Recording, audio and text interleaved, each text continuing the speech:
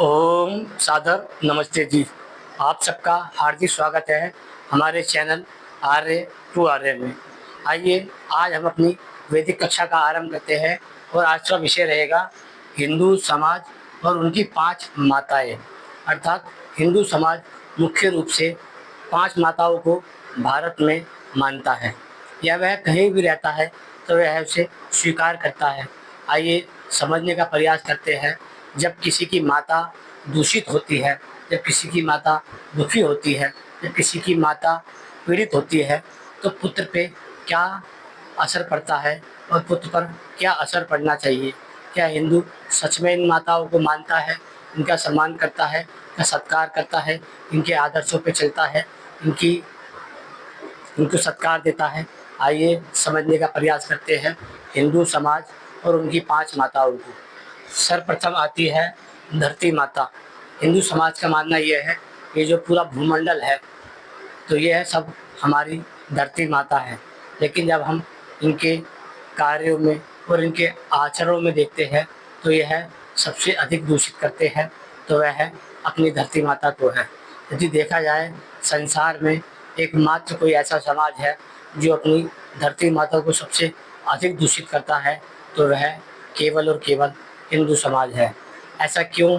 क्योंकि वह मानता है कि हिंदू धरती है, वह उसकी माता है, इसलिए वह उसे गंदा रखता है और ये प्रक्रिया वह हजारों सालों से करता आ रहा है।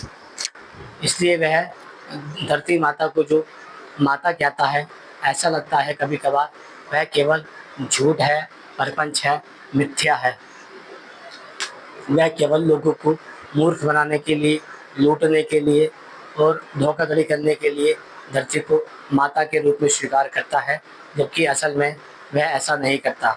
यदि धरती माता होती तो वह उसे स्वच्छ रखता, साफ रखता, वह इसका सम्मान करता। आइए दूसरा है नदी माता। अर्थात नदियों की यदि आप स्थिति देखते हैं तो नदियों में 2 मुख्य रूप से नाम आता है, गंगा और जमुना। जब आप इन दोनों नदियों को देखते हैं और इन दोनों नदियों के बहते हुए जलों को देखते हैं और उनमें करते हुए लोगों की हरकतों को देखते हैं तो आपको समझ आता है। यदि आप जमुना के पास से भी निकलते हैं तो जमुना में से इतनी गंदी दुर्गंध आती है कि यदि आप वहाँ पर खड़े होके थोड़ी देर भी वहाँ पे खड़े हो जाएंगे तो हो सकता है कि वहाँ पर आपका दम घुट जाए। लेकिन भारत में हिंदू समाज जमुना को और गंगा को माता के रूप में स्वीकार करता है, लेकिन फिर भी वह इसे दुर्गंधित रखता है, इसे अशुद्ध रखता है, इसे धूमिल रखता है। क्या कोई संतान ऐसी है कि वह अपनी माता को गंदी, दुर्गंधित और धूमिल रखे? नहीं। लेकिन केवल हिंदू समाज है जो केवल शब्दों के आधार पर ही नदी को माता बोलता है, जबकि संसार की सबसे अधिक गंदी नदियाँ भारत में ही दिखाई देती है। आइए तीसरी है गौ माता। अर्थात इसे वह गाय माता कहता है। भारत में लगभग जितना दान गाय माता के नाम पे लिया जाता है, मुझे नहीं लगता अन्य किसी भी देश में लिया जाता है। अब बात करते हैं कि भारत में गायों की स्थिति कैसी है। जिस देश में गाय को माता माना जाता है, यदि उस देश में सबसे अधिक बूचड़खाने चलते हैं तो वह गाय के नाम पे चलते हैं। अर्थात यदि भारत में सरकारी मान्यता प्राप्त जो बूचड़खाने हैं वह भी सबसे अधिक गाय के हैं। जिस देश में गाय को माता के रूप में स्वीकार किया गया है उसी देश में उसके लिए कत्लखाने, बूचड़खाने तैयार किए जाते हैं, उसको बनाए जाते हैं।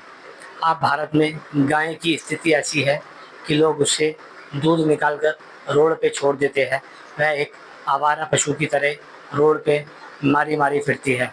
यदि गाय माता होती या यदि गाय को माता के रूप में स्वीकार किया गया होता तो माता को कौन अनाथ छोड़ देता?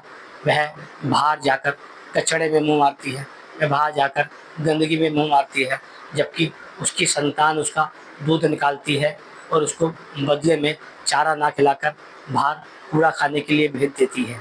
अब आप बताइए कि संसार में ऐसी कौन सी माता है जिसके साथ ऐसा दुर्व्यवहार किया जाता है, लेकिन हिंदू फिर भी करता है। इसलिए समझना चाहिए कि हिंदू गाय को भी छलपूर्वक धोखाधड़ी के लिए केवल माता के रूप में स्वीकार करता है।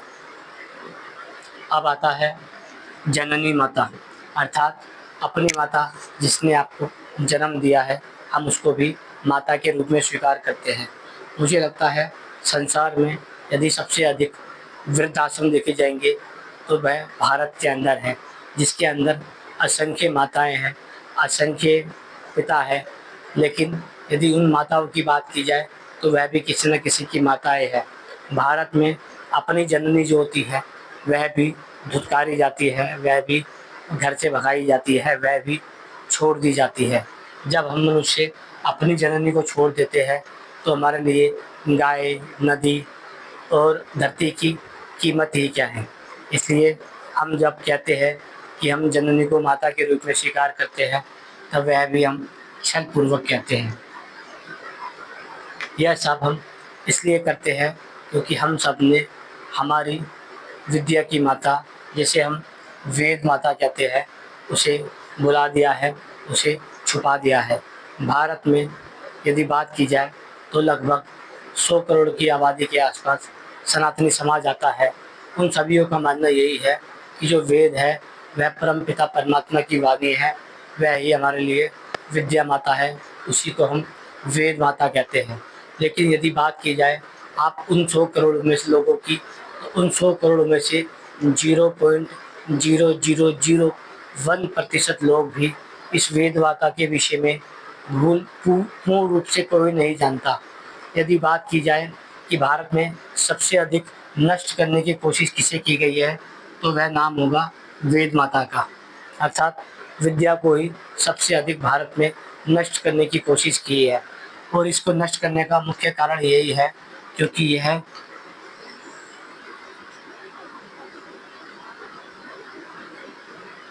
क्योंकि वेद किसी भी हालत में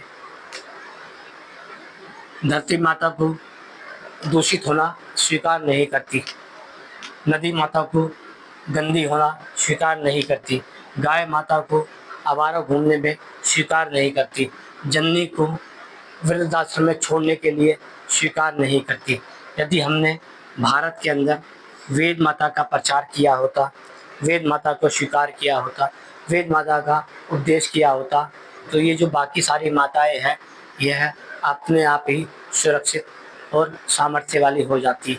लेकिन वेद माता का प्रचार हमने इसलिए नहीं किया क्योंकि वेद परमपिता परमात्मा की मुख्य वाणी है, जिससे मनुष्य धर्म, अधर्म, न्याय, अन्याय,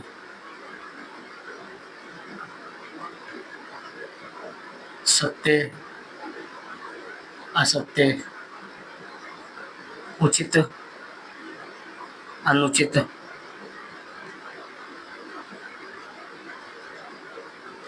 भक्ष्य, अभक्ष्य का निर्णय करता है।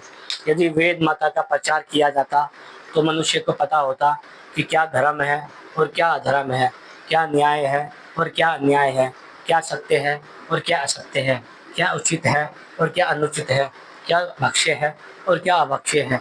यदि हम इस वेद माता का प्रचार करते तो हम संसार की सारी चीज़ों को समझ जाते। लेकिन हमने ऐसा किया, ये सारी गलती हिंदू समाज के या सनातनी समाज के धर्म गुरुओं की है, जिन पर आप आस्थाएं रखते हैं। उन लोगों ने मिलकर ही वेद माता को पूर्णतः नष्ट करने की कोशिश की है। उन्होंने समाज में वेद का प्रचार नहीं किया, बल्कि वेद की मान्यताओं का खंडन करने के लिए अनेक प्रपंच, अनेक पाखंड, अनेक मिथ्या, अनेक भ्रमजाल का उत्पन्न किया। आज संसार में जिस वाणी को मनुष्य मात्र तक पहुंचना चाहिए था, आज वह वाणी भारत में ही दम घोंटती दिखाई देती है। ऐसा क्यों? क्योंकि ये जो माता है, वेद की माता, ये मनुष्य के भीतर से अधर्म को ख़त्म कर देती है, अंधविश्वास को ख़त्म कर देती है, पाखंड को ख़त्म कर देती है, व्यभिचार को ख़त्म कर देती है, दुराचार को ख़त्म कर देती है, अनाचार को ख़त्म कर देती है, असत्य को ख़त्म कर देती है, अन्याय को ख़त्म कर देती है, अनुचित मान्यता को ख़त्म कर देती है। पाखंडवाद को ख़त्म करने के बाद ही वह सभी पाखंडियों को ख़त्म कर देती है। इसलिए उन सब ने मिलकर वेद को समाप्त करने के लिए पुरजोर करा। इसलिए संसार में यदि बात की जाए किसी ऐसे धर्म ग्रंथ की जिसे मान्यता प्राप्त होनी चाहिए थी, वह है वेद। लेकिन हमने वेद का प्रचार न करके उल्टा वेद के विपरीत भारत में असंख्य नीति नियम खड़े कर दिए, असंख्य सिद्धांत खड़े कर दिए। यदि अब हम वेद का प्रचार करते हैं तो लोग हमें हिंदू धर्म का शत्रु मानेंगे, बौद्ध धर्म का शत्रु मानेंगे, ईसाई धर्म का शत्रु मानेंगे, इस्लाम धर्म का शत्रु मानेंगे, ईसाइयत का या बौद्ध का, जैन का, सिख का, सभी मतपंथ संप्रदाय वाले हमें अपना शत्रु मानेंगे। सोचने वाली बात यह है कि जिसे ईश्वर की वाणी कहा जाता है वेद, हम उससे इतनी घृणा कैसे कर सकते हैं कि हम उससे ही दूर हो जाए। इसका कारण यही है कि जो आपके समाज के धर्मगुरु जिसे आप मानते हैं, जिन्हें आप बड़ा आदर सत्कार देते हैं, जिनके वाक्य को आप ईश्वर का वाक्य मानते हैं, जिनकी बात को आप ईश्वर की वाणी मानते हैं, उन सब ने मिलकर ही ईश्वर की वाणी वेद माता को कलंकित किया, दूषित किया, अदृश्य किया, छुपाया, समाज से नष्ट कर दिया। जिसके कारण मनुष्य अलग अलग मतों में, अलग अलग पंथों में, अलग अलग जातियों में, अलग अलग भाषाओं में, अलग अलग आस्थाओं में, अलग अलग मान्यताओं में बँटता चला गया। यदि हम सब ने मिलकर वेद माता का प्रचार किया होता तो भारत एक समृद्ध समाज होता। हम कहते हैं भारत कभी विश्व गुरु हुआ करता था, तो उसका कारण यही है कि भारत में वेद की विद्या पढ़ाई जाती थी, वेद की संस्कृति पढ़ाई जाती थी, वेद को पढ़ाया जाता था। लेकिन हम विश्व गुरु से एक मूर्ख और अनपढ़ कैसे हो गए, उसका कारण भी यही है कि हमने अपने माता का सम्मान नहीं किया, जिसके आधार पर हमारे धर्म गुरुओं ने हमें धीरे धीरे नष्टता की ओर घसीट दिया। यदि आप पूछते हैं कि भारत में अंधविश्वास, पाखंड, जातिवाद, मूर्खता, धूर्तता, अनाचार, दुराचार के पीछे एकमात्र मुख्य हाथ किसका है, तो मैं आपसे यही कहूँगा कि भारत की सभी प्रकार की दुर्गति का कारण जो है भारतीयों में उनका गुरु समाज है। उन्होंने भारत के गुरुओं को इतना मूर्ख, इतना निर्बुद्धि, इतना पागल बनाया है, इतना अंधविश्वासी बनाया है, वह अब चाहकर भी सत्य नहीं सुनना चाहते। जिस प्रकार यदि आप किसी बलात्कारी को समझाएंगे कि बलात्कार करना गलत है, लेकिन वह आपको नहीं मानेगा। जिस प्रकार आप एक चोर को समझाएंगे कि चोरी करना गलत है, लेकिन वह आपकी बात नहीं मानेगा, उसी प्रकार आप यदि एक नशाखोर व्यक्ति को समझाएंगे कि ये सब गलत है, तो भी वह आपकी बात नहीं मानेगा। उल्टा वह आपको सत्य बोलने पे हो सकता है दुख दे, पीड़ित करे या पिटाई कर दे आपकी।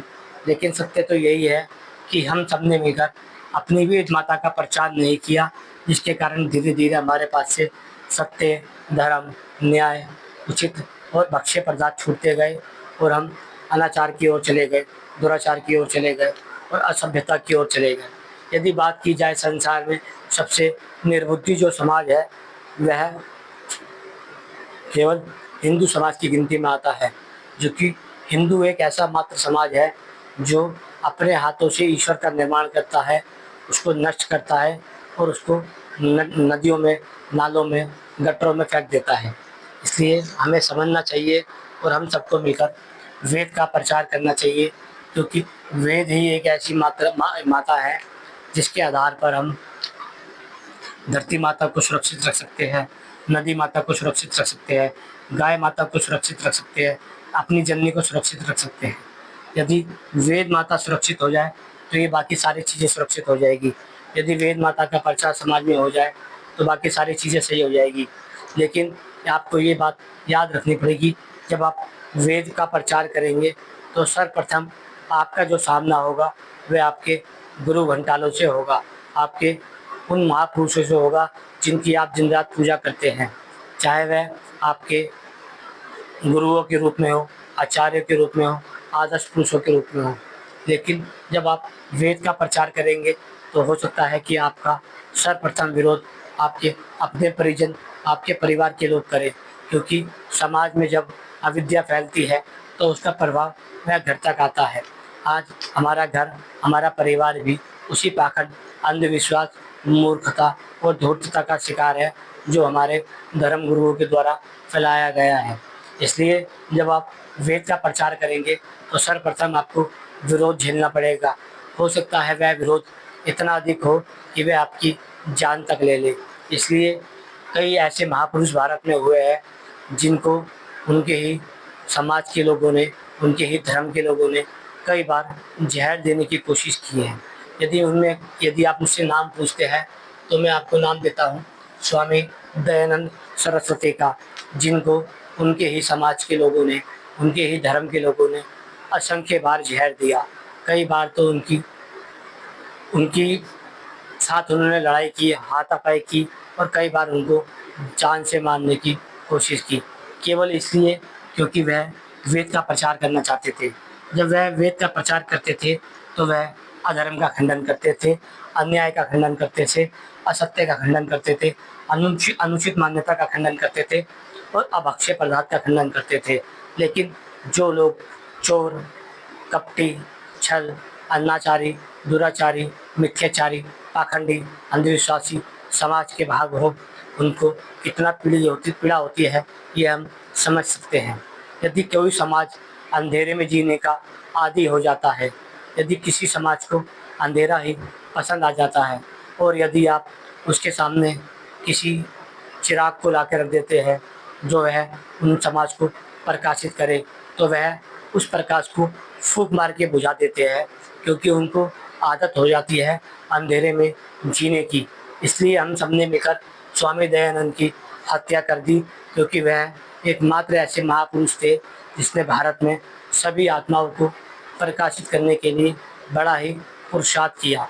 आइए समझने का प्रयास करते हैं कि संसार में हमने इनको ज़हर केवल इसलिए दिया ये है किसी से, जबकि स्वामी दयानंद का यदि आप चरित्र पढ़ते हैं तो आपको समझ आता है स्वामी दयानंद ने कभी भी किसी भी व्यक्ति का विशेष रूप से खंडन नहीं किया, विरोध भी नहीं किया। वह तो ये कहते थे कि मनुष्य को चोरी नहीं करनी चाहिए, छल आदि नहीं करना चाहिए, मूर्खता नहीं फैलानी चाहिए, समाज में अधर्म नहीं फैलाना चाहिए, समाज में अनिश्वरवाद नहीं फैलाना चाहिए, समाज में ऐसी कोई मान्यता नहीं फैलानी चाहिए जिससे समाज धीरे धीरे नष्ट हो जाता है। लेकिन ये बात हमारे धर्म गुरुओं की समझ में नहीं आई और हमारे धर्म गुरुओं ने मिलकर षड्यंत्र पूर्वक इनको ज़हर दे दिया और इनको जीवन से समाप्त कर दिया। ये केवल इन्होंने इसलिए ज़हर स्वीकार कर लिया क्योंकि यह समाज में धर्म का, सत्य का, न्याय का और मानवता का प्रचार करना चाहते थे। हम सब उन्हीं के सेवक के रूप में, उन्हीं के सिपाही के रूप में कार्य कर रहे हैं। हम समाज में आपको सत्य विद्या दे रहे हैं। यदि हमारी इस वेद विद्या से आपको ये लगता है कि हम आपका खंडन कर रहे हैं, तो इसका अर्थ यही है कि आपके गुरु घंटालों ने आपको ऐसे ऐसे मिथ्या धारणाओं में बांध दिया है कि अब आप उससे बाहर निकलना नहीं चाहते। आपको ऐसे अंधेरे में बैठा दिया है कि यदि कोई आपके पास चिराग लेके आता है तो आप उस चिराग को बुझा देते हैं और उस चिराग के लाने वाले को दंडित करते हैं। आशा करते हैं ये विषय आपको समझ आ गया होगा। यदि ये विषय समझ आ गया है तो उसे शेयर कीजिए, लाइक कीजिए, सब्सक्राइब कीजिए और आगे फॉलो कर दीजिए। और नमस्ते।